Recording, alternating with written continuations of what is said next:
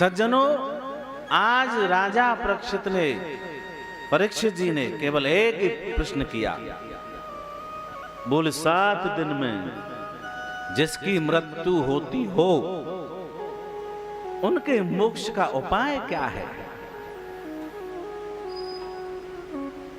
सुखदेव जी कहते हैं, मोक्ष किसे कहते हैं? मोक्ष कहते हैं मोह का क्षय हो जाना, मोह को छोड़ देना, अहमता को छोड़ देना, काम क्रोध लोभ मोह को छोड़ देना, उसे कहते हैं मोक्ष। और मोक्ष तो श्रोताओं जीते जी होता है, मरने के बाद कभी नहीं होता।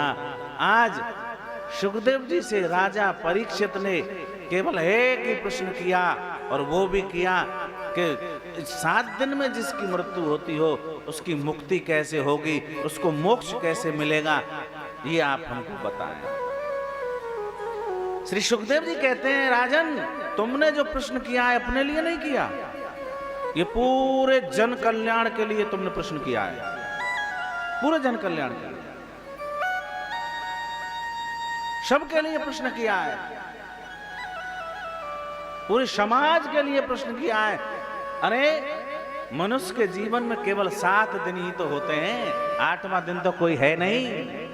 जन्म भी 7 दिन में लेना है, मृत्यु भी 7 दिन में होनी है, जो भी काम होना है वो 7 दिन में होता है। 8वां दिन तो होता ही नहीं, 8वां दिन नहीं होता।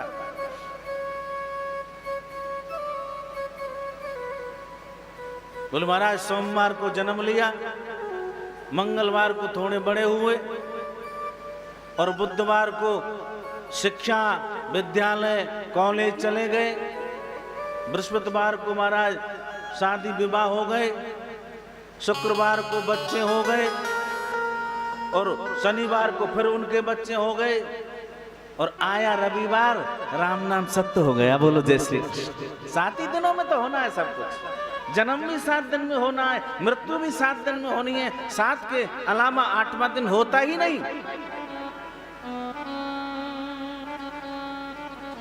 सुखदेव जी कहते हैं, परीक्षित भाई कलयुग, बोले पहले सतयुग में मनुष्य की उम्र 1 लाख वर्ष की होती थी, 1 लाख वर्ष।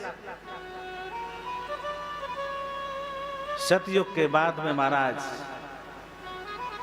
त्रेता युग में 10,000 वर्ष की हो गई, द्वापर में 1000 वर्ष की रह गई, कलयुग आया तो 100 वर्ष की उम्र रह गई, और 100 वर्ष में भी 50 वर्ष रात्रि और 50 वर्ष दिन।